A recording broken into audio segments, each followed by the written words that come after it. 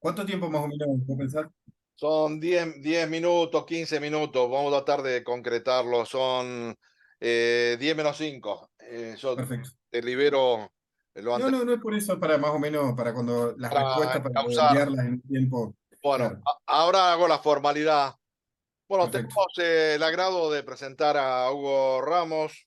Es docente de la Universidad Nacional del Litoral, jefe del Departamento de Historia de la Facultad de Humanidades y Ciencias, pero también es un investigador sobre los partidos políticos, hombre también investigador del CONICET, y siempre digamos, ha sido un amigo de consulta para hablar de cuestiones que tienen que ver con la ciencia política y las distintas categorías, de las distintas formas de expresarse que tienen las sociedades. Y me parece interesante conocer tu opinión. Hugo, en primer lugar, muchas gracias por esta oportunidad que me das. Y quería conocer tu opinión, digamos, qué análisis hace en primer lugar, porque vos estás estudiando los partidos políticos y esta figura quizás llegó sin tener una estructura nacional, que a muchos dudaban sobre si iba a posibilitarlo llegar, pero distintas categorías, distintas visiones se han visto por así decirlo, ha roto mitos que permanecían en los estudios o en las expresiones que se tenían. Bueno, ¿cuál es tu opinión con respecto a este emergente de Milei y siendo presidente del país? Bueno, Aldo, muchísimas gracias por la invitación. Vamos a tratar de conversar sobre algunas de las cosas que son tan recientes en realidad que uno no puede hacer más que reflexionar en voz alta y pensar sobre algunas líneas posibles de análisis. Creo que no hay respuestas en este momento absolutas, sino que lo que hay en todo caso hay intuiciones que merecerán ser profundizadas en futuras reflexiones, ¿sí? Con otros colegas, con investigaciones, que nos permitan contar a lo mejor con una información más completa que la que tenemos en este momento. En principio, retomando una parte de lo que vos estabas mencionando en relación con la territorialidad, es decir, en general, en quienes estudian la política argentina, se consideraba que era muy importante tener un armado territorial de escala nacional para poder vencer en una contienda presidencial. ¿Sí? Por eso se pensaba siempre que, bueno, ahí el Partido Justicialista, o bueno, las distintas coaliciones en las que ha participado el Partido Justicialista en los últimos años, así como la Unión Cívica Radical y últimamente también el PRO, contaban con cierta ventaja, en tanto tienen presencia en todas las provincias, tienen armado una estructura con referentes, con militantes, ¿sí? De alcance nacional. Frente a eso, la Libertad Avanza parecía como un emergente con una estructura territorial muy débil y por eso a priori aparecía como una fuerza política con escasas posibilidades de alzarse con la victoria en estas elecciones presidenciales. Sin embargo, bueno, la victoria de Milei en el balotaje dan cuenta de que eso al menos necesita ser puesto en cuestión, ¿sí?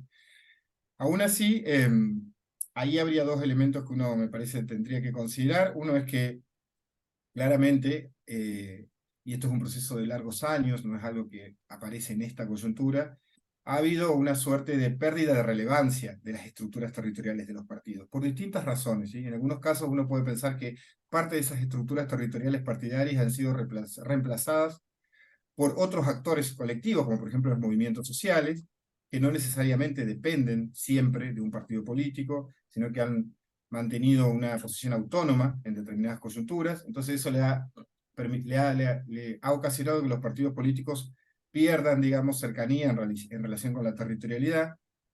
Otra cuestión que me parece que no es un dato menor y es que ha crecido muchísimo el electorado independiente, es decir, el electorado que no se siente identificado con ningún partido político en particular, que su identidad política en todo caso es bastante coyuntural, ¿sí? Va cambiando de elección en elección, y de hecho ese elector vota a distintos partidos en distintas escalas, ¿sí? Te puede votar al Frente de Todos, Unión por la Patria en la escala municipal, pero en la escala provincial puede votar al Frente de Frentes, y en la escala nacional puede votar a la Libertad Avanza, como también puede votar al FI. O sea, va votando distintas ofertas partidarias en función de la escala que esté puesto en juego.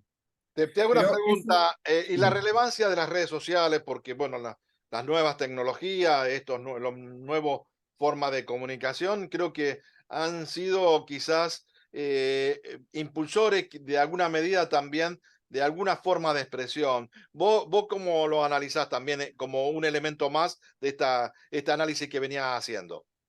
Sí, antes de seguir con eso, te cierro la idea anterior que me parece Vale. importante, que para no dejar de lado que la territorialidad parece seguir siendo, aunque sea en parte importante, porque no hay que olvidarnos de que la victoria del balotaje dependió también del apoyo que le dio Juntos por el Cambio. Y eso le dio, digamos, cierta base territorial, cierta posibilidad de fiscalizar a escala nacional la Libertad Avanza que no tenía antes de ese acuerdo. Entonces ahí hay un elemento que es relevante.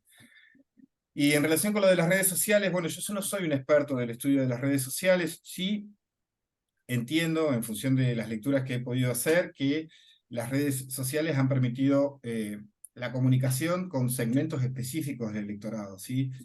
Ahí hay un mundo, digamos, que yo desconozco bastante, pero que en función del segmento etario, en función de si uno pertenece a cierto grupo de edad, si es adolescente, si es joven, si está en una etapa de madurez, el uso que hace de las redes sociales, qué red social utiliza, ¿sí? La gente más de mi generación probablemente esté más cómoda con Facebook, mientras que los jóvenes están más cómodos quizás con TikTok o con otras redes similares, y ahí lo que ha hecho la Libertad Avanza es una comunicación por redes sectorializada, dirigida en función del segmento etario, ¿sí?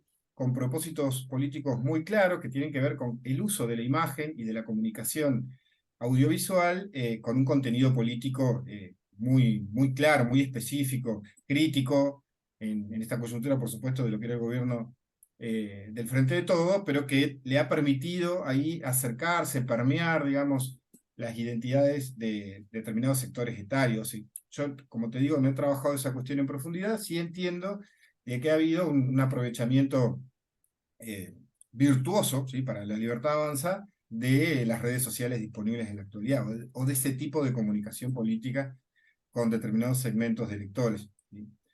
Y yo por ahí te pido disculpas si no es el ámbito de tu especificidad, pero bueno, las redes sociales eran un elemento que no podíamos dejar de No, lado. por supuesto. Y Aparte es la algo que otra tenemos que seguir cuestión, pensando. no, es para pensar. Y la otra cuestión, porque también el mensaje rupturista de esta persona y de qué expresiones, de qué manera también se imponía con nuevas categorías, porque hablar de la casta, hablar del Estado en no sé en qué, con qué categoría o en qué función habla, a qué se refiere, habla de un mercado, habla de la economía, pero muchas veces sin, digamos, sin el marco teórico que uno pensaba que acostumbraba a sentir cuando se hablaba en política. Y fue también hasta variando en algunos aspectos su discurso, cuando decía una cosa, después decía otra. Esa cuestión rupturista o esas categorías o esas expresiones, ¿cómo se la puede entender? Bueno, sí, es complejo, sobre todo por el impacto que eso ha tenido, ¿no? En términos de la sociedad argentina. Es claro que le ha facilitado a la libertad avanza lograr nada más y nada menos que casi el 55% de los votos en la balotaje. Un voto que aparte es transversal a distintos sectores sociales, no es un voto exclusivo de clase media, no, es un voto de sectores populares, clases medias, clases altas, es un voto distribuido No, no fue en geográficamente. otros términos Sí, clasista, como se decía antes, y acá, sino que exacto. atravesó a toda la sociedad. Y aparte es geográficamente extendido, ganó prácticamente todas las provincias, con excepción de Santiago del Estero, la provincia de Buenos Aires y algo Formosa. de Chaco y Formosa, que Chaco ganó por el Frente, bueno, Unión por la Patria ganó por apenas 1000 y pico de votos, o sea, una cosa muy chiquitita.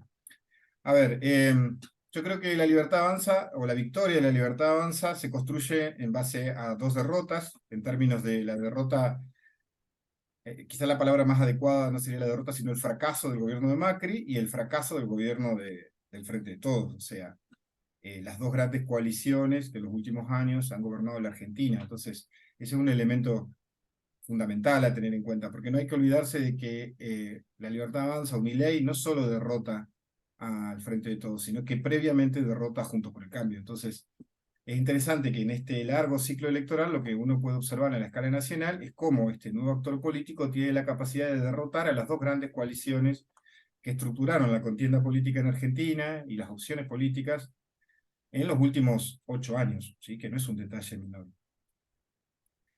Por eso la palabra del fracaso de los gobiernos previos es un dato a tener en cuenta. O sea, hubiera sido, ahora, bueno, uno lo sabe más o uno lo entiende mejor con el diario del lunes, ¿no? Pero hubiera sido realmente algo bastante excepcional que gane la contienda presidencial el ministro de Economía de un gobierno que tiene una tasa de inflación del 140% anual. Realmente hubiera sido algo extraordinario.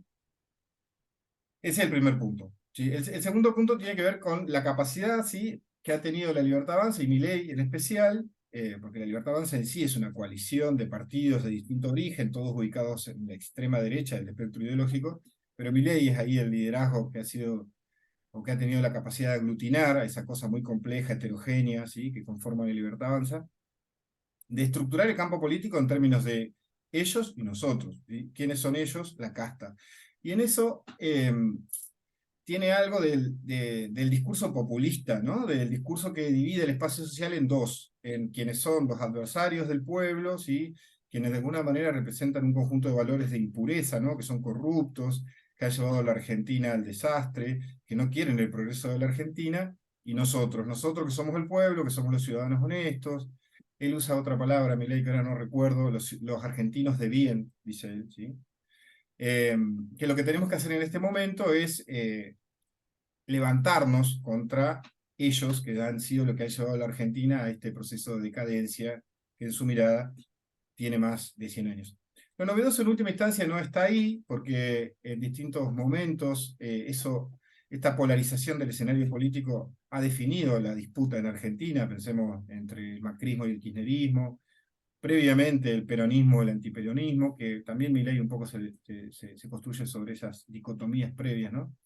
Pero no creo que la novedad está ahí, en todo caso la novedad está en cómo él construye una propuesta supuestamente superadora de esto, ¿no?, que está basada en esto que él llama el libertarismo, ¿sí?, o el pensamiento libertario, que ahí creo que está la novedad y también está el peligro, ¿no?, porque es la primera vez que eso se va a poner en práctica en una escala nacional, ¿sí?, y que tiene un nivel de radicalidad en sus propuestas que creo que van a tener costos sociales altísimos, ¿sí?, altísimos. Ojalá, digamos, esto solo sea parte de eso que se conoce con el nombre de la campaña del miedo, y que uno esté influenciado por eso, pero entendiendo cómo han sido la aplicación de políticas similares en años previos en la Argentina, inspiradas en la idea de un liberalismo económico extremo, y pienso en el caso de los años 90 y en cómo terminó la experiencia de los años 90, creo que si Milei logra llevar adelante gran parte de las propuestas que propone, las consecuencias van a ser muy nocivas para el conjunto de la sociedad. Es como reeditar casi el modelo de la dictadura, muchos actores o muchas de las ideas, él la vuelve a aplicar y también la vuelve a aplicar con lo que fue el menemismo, el tema de la FJP, el tema de los vouchers. Digamos, hay un montón de cuestiones que habla que esto no es algo nuevo, sino reeditar una experiencia anterior. Y creo que eh, se trabajó muy poco con la memoria colectiva, con el tema también de los desaparecidos, hablar con total liviandad, algo que era realmente muy profundo. Y creo que también tenemos que pensar que hubo fallas dentro también de las estructuras tradicionales y, y esto, ¿no? La memoria colectiva creo que se ha puesto como algo muy pasajero y que no realmente no significó definir cuestiones que eran trascendentes. Y yo creo que, o sea, los actores colectivos, que en este momento estamos pensando en actores colectivos que actúan en el campo político, recuperan ciertos elementos de los procesos históricos y construyen diferentes memorias, ¿sí? La memoria que se construyó en base a la acción política y participación en la escena pública de los organismos de derechos humanos, del kirchnerismo, de los movimientos sociales, es un recorte particular que uno puede ubicar en el campo de la centroizquierda, del progresismo, y lo que hace la Libertad Avanza en alianza con sectores nacionalistas reaccionarios, con conservadores liberales, es hacer otro recorte de la experiencia de la dictadura. Yo creo que eh, la presencia de Villarroel ahí da cuenta, digamos, de que algo de la dictadura resuena en la experiencia de Milei, la posición de Milei también en relación con los desaparecidos da cuenta de que algo de la dictadura resuena ahí, como también hace otro recorte de lo que son los años 90, ahí pensando ya en el término de las políticas económicas, ¿no? Hay un proceso de revalorización de lo que fue esa experiencia, en términos de libre mercado, de apertura comercial, de privatizaciones, de reducción del rol del Estado, que aún así no es idéntico, ¿sí? Entonces yo creo que siempre en ese proceso de recuperación hay una reelaboración que le permite dar forma a algo nuevo. Nosotros reconocemos algo que resuena ahí, resuena con los 90, resuena con la dictadura, pero no es lo mismo, es otra cosa, ¿sí? Otra cosa porque aparte está ubicado en una posición del campo político que hasta ahora no había ocupado ninguna fuerza política con la capacidad de acceder a la presidencia, que es la extrema derecha, ¿sí? En la Argentina. O sea, nosotros podemos pensar la experiencia de Macri como una experiencia de derechas, ¿sí? Con ciertas características. Pero lo de Milei es la extrema derecha, está ubicado aún más a la derecha de lo que estuvo ubicado en su momento la experiencia de Juntos por el Cambio.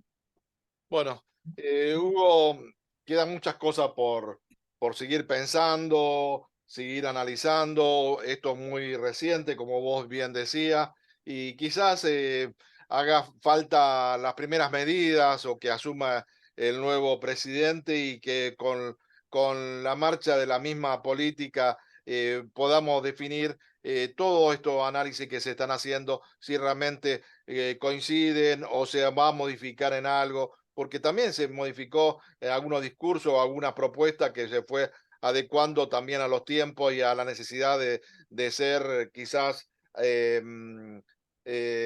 más cercano al deseo de la gente.